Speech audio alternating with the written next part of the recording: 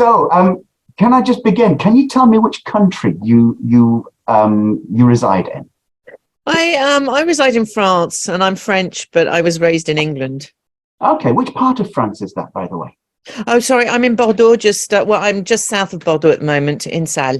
Beautiful, beautiful. And you say you have a dyslexic daughter. Yes, I do.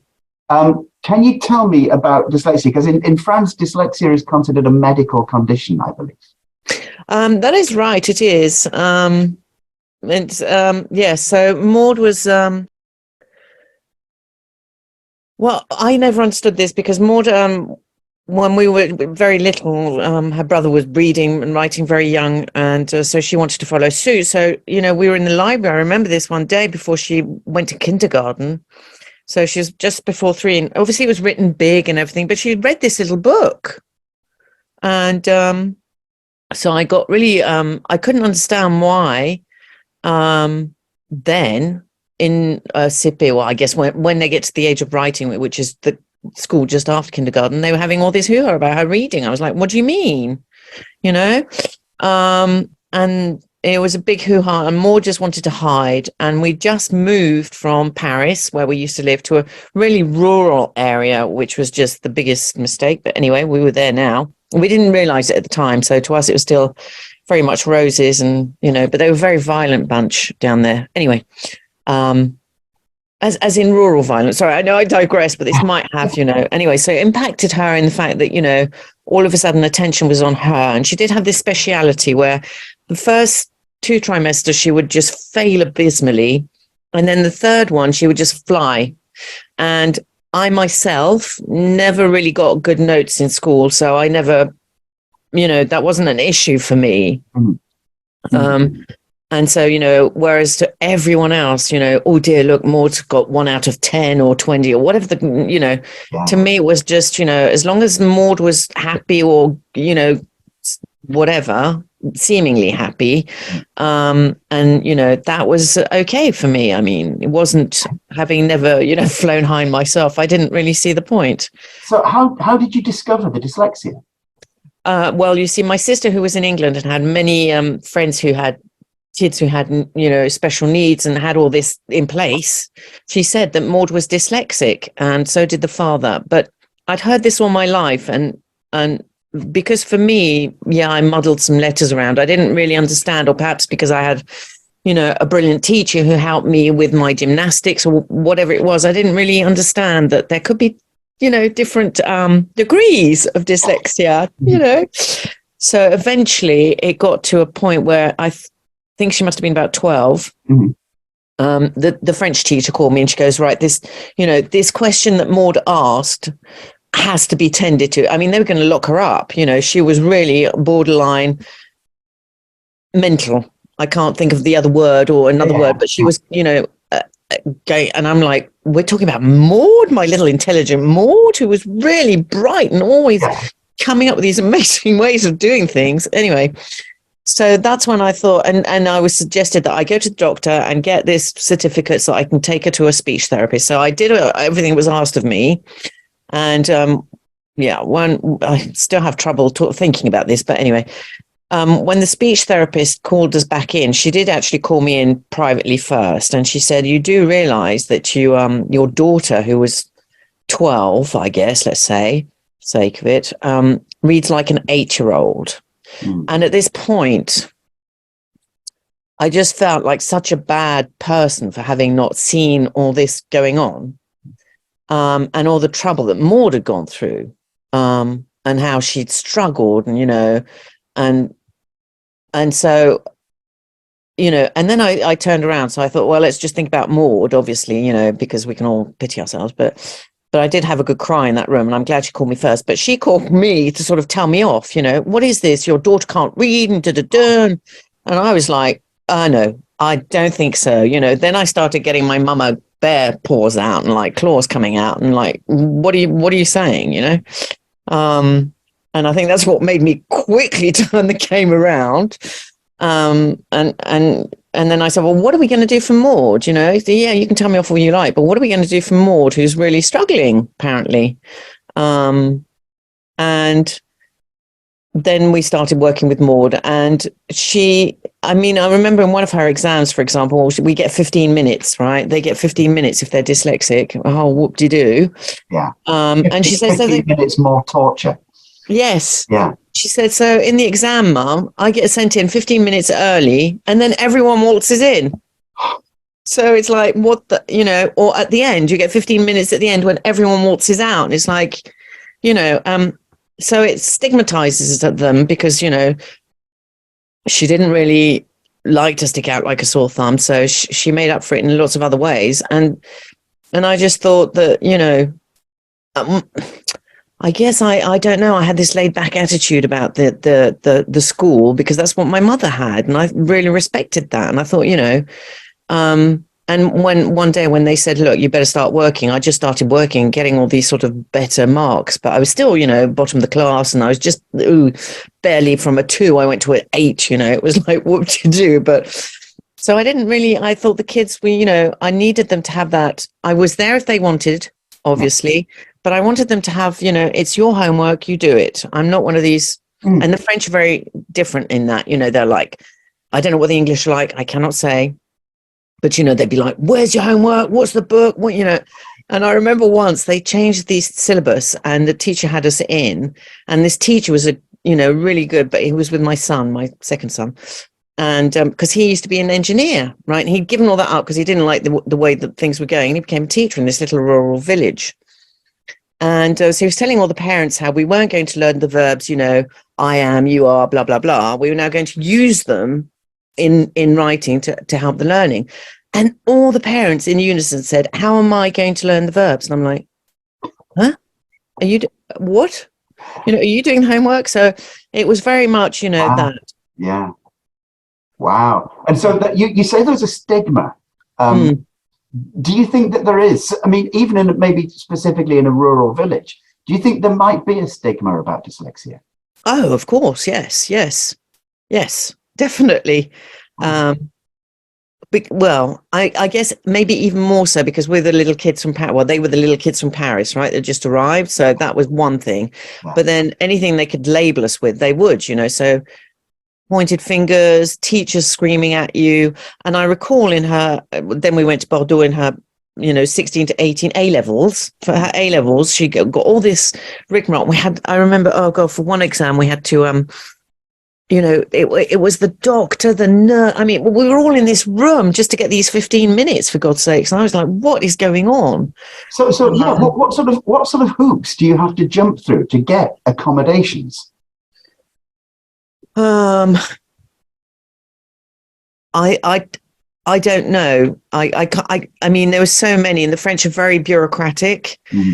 There was always one hoop after the other. So I was always concentrating on getting this document, that document, and then eventually when I had all the documents and all the things stamped, sealed, and, whatever, then we'd all have to meet. And so this would take forever. And, and so I may have gone to the school and tried with the teacher, they have a class teacher, I guess, every year. I don't know what you call them. Yeah. And they would just, it was like, it was her fault. Wow. And, she had to deal with this. And I'm like, no. And I'm one of these people that unless you say the phrase in a certain sense, I just do not understand. And so I kept asking questions and questions. And then people thought I was being whatever, too protective, to this, to that. So I didn't want that to stigmatize her more. But I occasionally I would go and just bang my fist on the table with these parents, this teacher, and say, look, what are you doing for my girl? She's suffering. Yeah. And I just, yeah. And so in the other school, when she had all these aménagement, amenity. Well, can we say amenities? Is that the right word? I don't know. Things that, well, she had to have a photocopies times 12 or bigger. Okay, accommodations. Accommodation, thank you, yes. When she had all these stuff done, the teachers would invariably forget. So Maud would miss half the half hour by going to do her own bloody photocopies, stigma again, not only am I, whatever. And she'd like to use lots of colors. So we'd buy her lots of Stabilo with lots of colors, pastels or bright, whatever. And, you know, it would be like, oh, look at Maud's work. You know, it's like, oh, you know, horrendous. And there's one teacher that really had it in for Maud. The English teacher, funnily enough. So all my children are bilingual, obviously. But the English teacher was not having it. And she was, horrendous woman who had it in for my girl. So I just thought the best thing to do, Catherine, is just keel over, buckle in, and, you know, and just try and be sweet to this woman so that, you know, she wouldn't pick on my girl. And of course, Maud was so, I have to say that there was a lot of violence in the house at that particular moment. So it was difficult for the children, for everyone involved. Plus, they were raw with the schooling system. I could see that they were raw. Anything you said to them, you know, they just flew off the handle, rushed off to their room.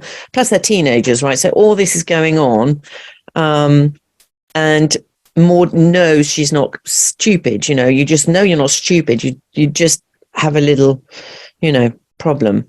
So I did eventually have them all tested for the IQ, you know, just because they said that 1 or 2 and, you know, I have 4 children. They just said maybe 1 or 2. And I was beginning to hear about Asperger's at the time. So I knew that the eldest was, I thought he was such a genius that he was a bit bizarre, right? So I was trying to deal with that. Then there was more, and then the other 2 had other quirks. And then there was this home issue. But but I do recall that, you know, giving Maud that IQ test did for her, you know, you could see inside some sort of protective layer that it's okay, I'm not stupid, you know, I have an IQ. So what, may I ask, was her IQ average or? Oh, no, it was way above. Way above average. Yeah. Yes. Yeah. It doesn't surprise me, by the way, at all for someone with dyslexia. But yeah. what you've said is, I mean, you've given a perfect picture of how somebody isn't just dyslexic. There are intersectionalities. There's your gender, there's your teenage years, there's the home situation, there's the culture, there's the language, there's all of these things that make up the experience of dyslexia in different contexts. And to have such a difficult home situation, I presume difficult from what you say, yes. To have such a difficult home situation, plus your teenage hormones, plus the shame that's heaped upon you from school, that must have been hard. Yeah. How did you get through it? She did. She's a star. And the other thing she is so tough. We then got divorced. We sold the house, and with some of the money from the house, we all went to New York for 3 weeks. And I thought it was just, you know, just to have something wild. And so we did that. And Maud came, and in France, if you fail your baccalaureate, you have a little window where you can repass by an oral exam. And that window was in the holiday period where we were in New York. And she didn't tell me. And so she was waiting for her results without telling. I had no idea about this. And I just thought, wow, how brave. And I didn't know about this until the younger brother, did this thing where he did the rattrapage. And I had no idea this existed because, again, I do not compute. Yeah. Wow. So a real tough cookie. Was there also, I mean, did you speak to her about this? I mean, was it just toughness, or was there also the shame or the embarrassment that I shouldn't do this, I shouldn't have to do this? I have, yeah, we do talk about it occasionally, because when she goes for job interviews, for example, because she's beautiful, she's blonde and blue-eyed. I never thought I'd have a blonde and blue-eyed girl, let me tell you, but there she is, enormous blue eyes, so beautiful. This lovely skin. Anyway, sorry, let's not talk about Maud. But she and she says, oh, I'm dyslexic to the people, and they're like, oh yeah, like vaguely tick a box, nothing. Yeah. And then invariably she was doing just this job in the not the supermarket one, but the clothes shop one, where she was just, she just does this sort of menial thing for this reason that you'll find out. And she got, given the keys to the shop immediately because she's trustworthy, she's eloquent, as I say, she's not dumb and very pretty. And she's not out to, the French are very, poke you all the time with horrible remarks. She's just smiles and fun and laughs. So she got given the keys to this shop, and she would open and close, and then she had to write a report. So she would spend hours writing this little report. And then, her boyfriend wasn't there that night, or he was called out, or whatever it was. And she was just, tearing her hair out. And so she handed in this report, and it was like, literally, what is this dish rag? That's how the French talk, right? What is this dish rag? Couldn't you even apply yourself? This is how they talk. Wow. To Maud, anyway. So she lost the job, or she left, but this is always the case with Maud. So, she's gone back to horses. And again, the horses is the same. She has her way of doing things. So she says to the people, because she's, stopped for 10 years. So she's obviously not as fast as a 16-year-old now at 25, 26, right? She's missing a couple of, and so she has a little notebook. She takes these notes, or she does her diagrams, whatever she does it her way. And she says, I'll be slow initially, and then I'm, really, really fast, because that's just the way my brain works. So, commending to her that she's got her brain working. She knows how it works. She knows what she needs to do. And she explains it to the people. And they say, well, you're too slow. Yeah. So she gets fired. It's horrible. And it takes me back to school when you produce something and the bad teachers just insult it, often in public. And it's the most damaging thing that can happen to you. It really is. It is. It is. Yeah. Thank you. I really appreciate your story. That's really powerful. Thank you. Oh, good. If it can help someone else, then, if we can move things, great. Let's move them.